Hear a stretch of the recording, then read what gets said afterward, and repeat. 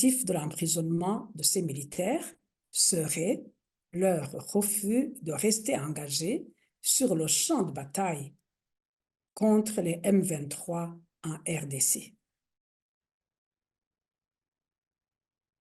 Les combattants du M23, n'ayant pas attaqué le Burundi, ils ne constituent en aucun cas un ennemi de la nation que les soldats du pays ont juré de combattre jusqu'à la mort. Pourquoi les responsables des forces de défense du Burundi imposent-ils à leurs soldats ce devoir de donner leur vie pour une cause étrangère qui n'est pas la leur? D'autre part, la torture et les mauvais traitements dont ils font l'objet, notamment la privation du minimum vital, comme les aliments, les habits et les chaussures, etc., constituent une violation grave du droit à la vie et à la dignité humaine de ces hommes qui n'ont commis aucun autre crime que de s'engager pour leur patrie et non pour n'importe quelle patrie. De la prison de Cibitoke, ces 28 militaires auraient été amenés à une destination inconnue.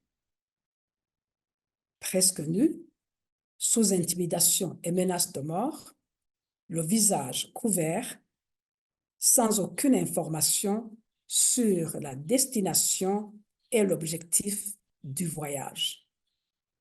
Jusqu'aujourd'hui, nul ne dit où se trouvent ces militaires et quel est leur sort. Dans un pays de droit, de loi et de justice, ces militaires auraient été traduits devant les instances compétentes et jugés. Hélas, c'est le silence total. Auraient-ils été exécutés?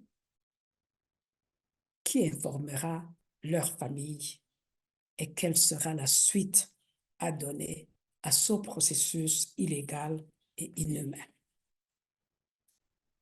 Nous, Mouvement Inamahoro, voudrions lancer un appel aux dirigeants du Burundi au plus haut niveau et aux responsables des forces de défense afin qu'ils assument leurs responsabilités à l'égard de ces militaires dont ils ont la charge.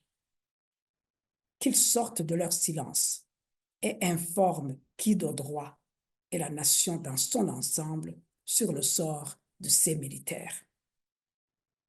De plus, ces hommes sont des êtres humains et des citoyens du Burundi, dont le droit à la vie et à la dignité humaine doit être respecté et protégé.